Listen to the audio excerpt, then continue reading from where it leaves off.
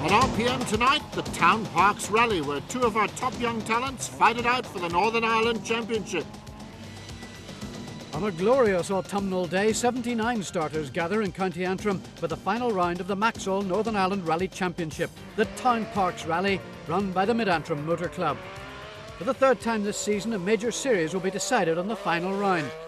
Two contenders, Garth McCartney and Stephen Mawhinney, with Garth the firm favourite. We'll do the first four stages and see what sort of paces run about the top 10, and then we'll have to decide what plan to take. We're in a nice position where we can finish in the top 7, but we have to finish, so there's no chances to be taken today. Stephen not only has a scoring disadvantage, his Manta is also only two-wheel drive. The state of play is really Gareth will win the championship if he finishes more or less within the top 10. If I won the rally today, all he has to do is finish 7th or better. So it's really a case of I can't win the championship other than Gareth can lose it. But the championship contenders will not necessarily be the winners.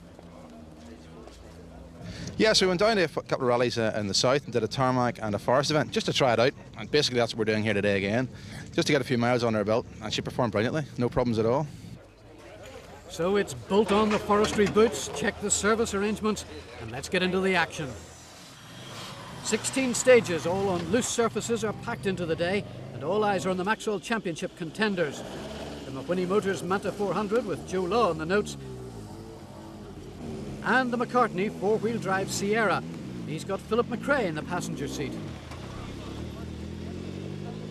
3, 2, 1, go.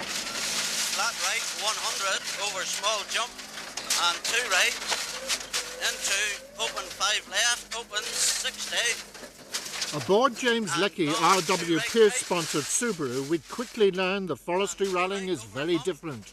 Into caution, 4 left, tightens over bump. This is not the neat and tidy style we would expect on tarmac. Here you are on narrow, knobbly tyres, and you must throw the car about, even with four-wheel drive, to slow it down for the corners.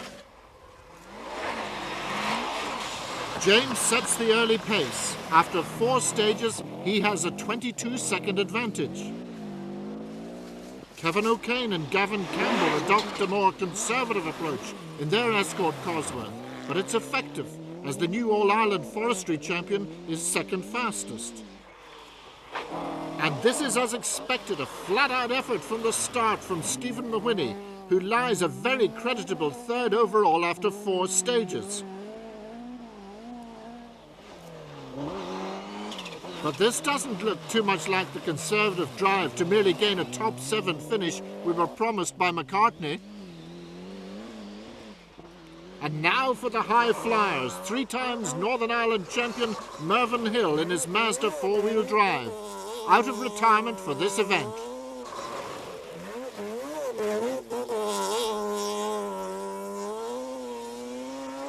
Sean Havron, always an entertainer in his Mark II Escort.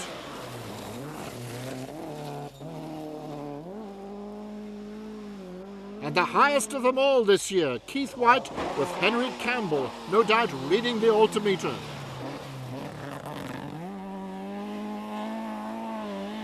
High, but not quite the highest. Just wait for this one.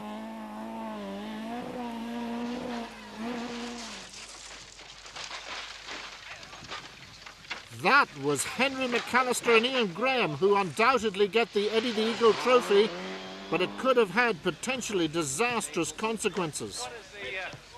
Thankfully, there are no serious injuries, although Ian is taken to hospital with back problems, and the stage was cancelled. Here we see it in replay, and the car was really high, as captured by John Greer and Derek Miller's camcorders. Indeed, Derek Miller, just emerging from the bushes on the left any minute now, was a very lucky boy to escape.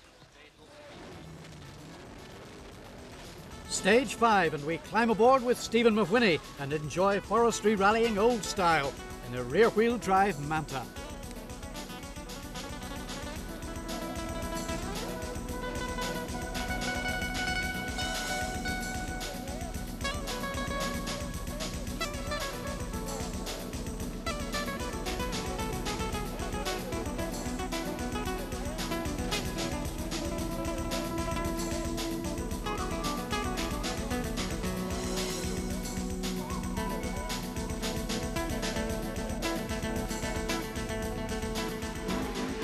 Mawhinney is magic, and with driving like this, he's not only keeping the pressure on McCartney, he's also lying second overall. Lecky, though, is in a class of his own. He's now 29 seconds ahead of the field, although he did have a big moment in Glenarm. After 6 stages, the championship contenders are only separated by 4 seconds. Things are looking good for Gareth as he enjoys his run along the Antrim coast in the glorious sunshine. Andy McGee, with Michael Johnson in the notes, is having a fabulous run, leading much more modern machinery as he tails the Escort over the treacherous surfaces in 5th place.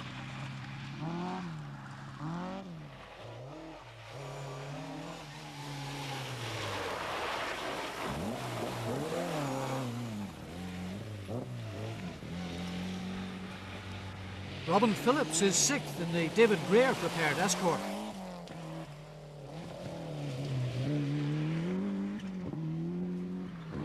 Mervyn Hill, back from temporary retirement, has lost none of that old flair, but sadly he'll retire the Mazda with a Hold radiator. Norman Elliott and Ivan Fisher lie 8th in the 4-wheel drive Sierra.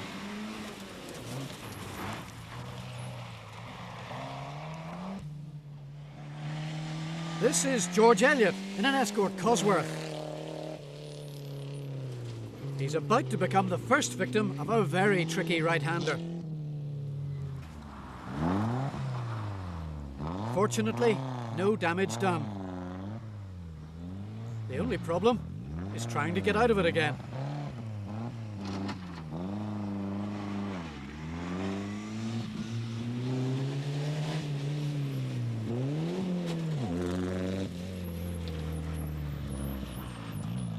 Charlie Donnelly doesn't look as though he's got a mission of making it.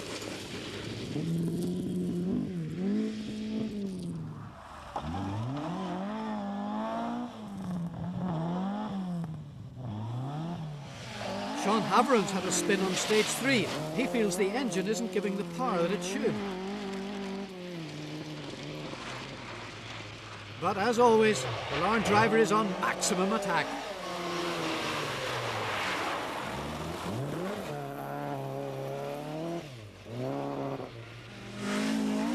Mark Barnett's also been on maximum attack by the look of his car.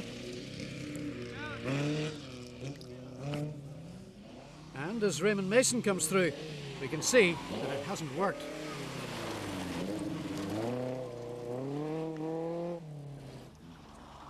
Sam Quinn just gets away with it.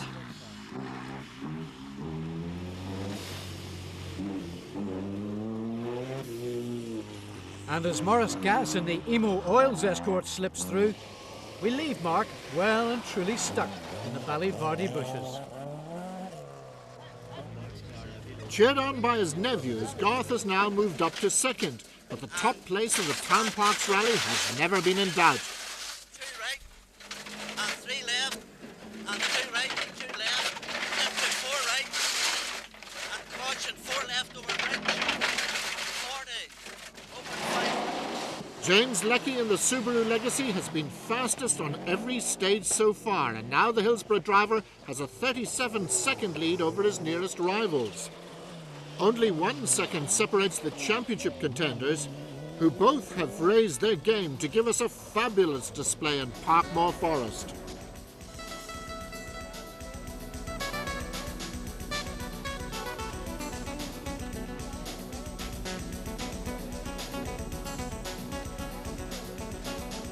Stephen Mawhinney will just not give up. He actually sets fastest time on stage 10. It's the drive of his life, and so near the edge it's not true.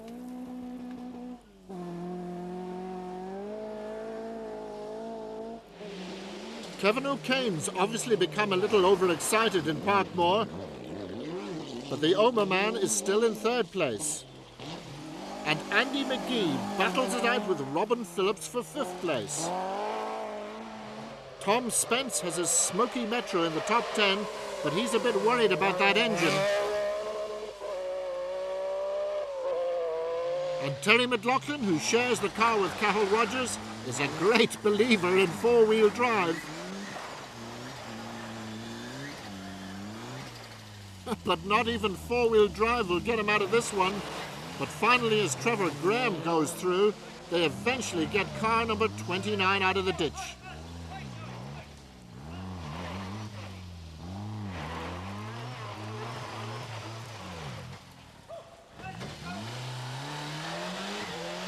And after a long delay, Trevor is on his way in the Townparks Rally.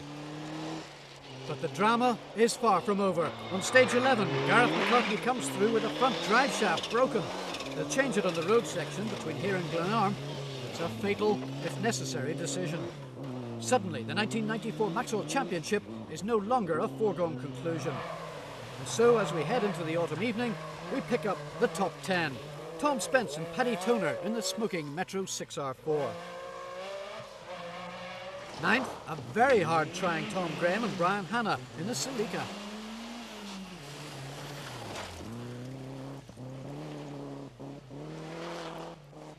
Charlie and Susan Donnelly in their drafty run to the finish following a roll.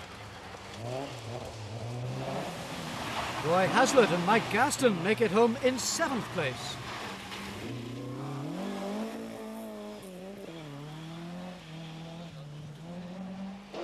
Sean Haveron and Vincent Fergus overcome earlier problems to take 6th.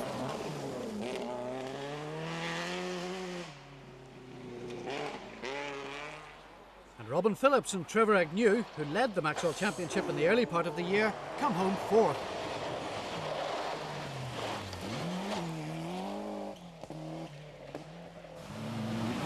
The new Irish champion Kevin O'Kane and Gavin Campbell finish in 3rd place after a fairly undramatic day.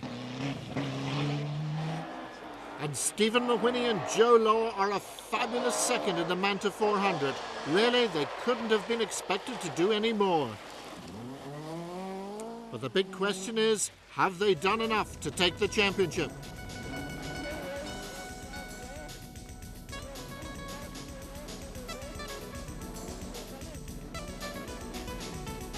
Kenny McKinstry created a major upset in the Dunlop Tarmac Championship. Mickey Farrell became the surprise winner of the RIAC VOD Series 2 weeks ago in Cork. And now Stephen Mawhinney is set to produce the big surprise in the Northern Ireland Maxwell Series.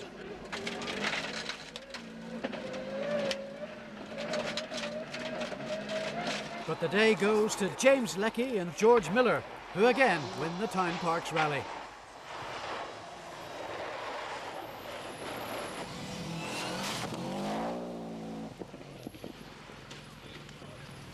This victory makes it 3 wins in the last 3 outings for the Hillsborough driver.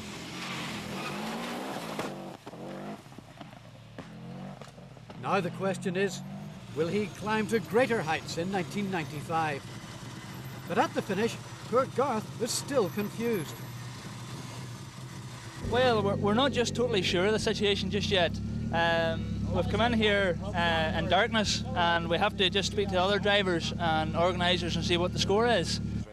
The end result was a sad exclusion for the young lineman who just ran out of time while changing the broken differential. But he'll overcome this great disappointment to fight future battles. So James Lecky pops the champagne corks, and there's the result. Lecky on top, Mawhinney that fabulous second, Kevin O'Kane third, and a brilliant drive by Andy McGee in 4th place. But for Stephen, it's been a remarkable day. Well, there's a lot of hard work put into it, obviously, by myself, by Joe, my navigator, by a lot of the guys who give us a hand. We're only a very small, unprofessional team, and we do try our very best. It's fabulous just the way it has worked out. It couldn't obviously work out any better.